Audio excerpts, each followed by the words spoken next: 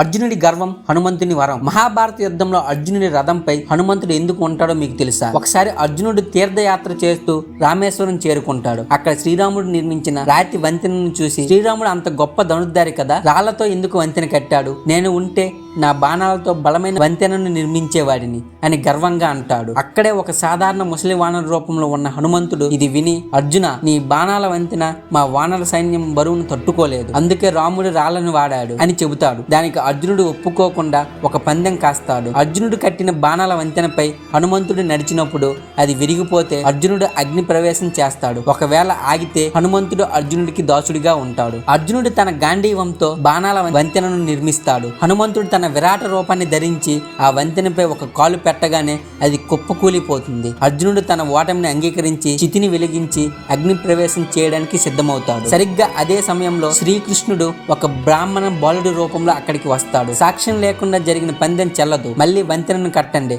అని చెబుతాడు. ఈసారి అర్జునుడు శ్రీకృష్ణుడిని మనసులో స్మరించుకుంటూ వంతెనను నిర్మిస్తాడు. హనుమంతుడు మళ్ళీ తన విశ్వరూపంతో వంతెన పైకి ఎక్కిన అది ఈసారి చెక్కు చెదరదు. ఎందుకంటే శ్రీకృష్ణుడు తన చక్రాయుధాన్ని ఆ వంతెన కింద ఉంచి ఆధారాన్ని ఇస్తాడు. అప్పుడు హనుమంతుడు, కృష్ణుడు తమ నిజ రూపాలను చూపిస్తారు. అర్జునుడు తన తప్పు తెలుసుకుని క్షమాపణ కోరుతాడు. హనుమంతుడు అర్జునుడిపై సంతోషించి ఇలా వరం ఇస్తాడు: రాబోయే కురుక్షేత్ర యుద్ధంలో నేను నీ రథం జెండాపై ఉండి నీకు విజయాన్ని చేకూరుస్తాను. అందుకే మహాభారత యుద్ధంలో హనుమంతుడు అర్జునుడి రథంపై ఉండి అతన్ని రక్షిస్తాడు.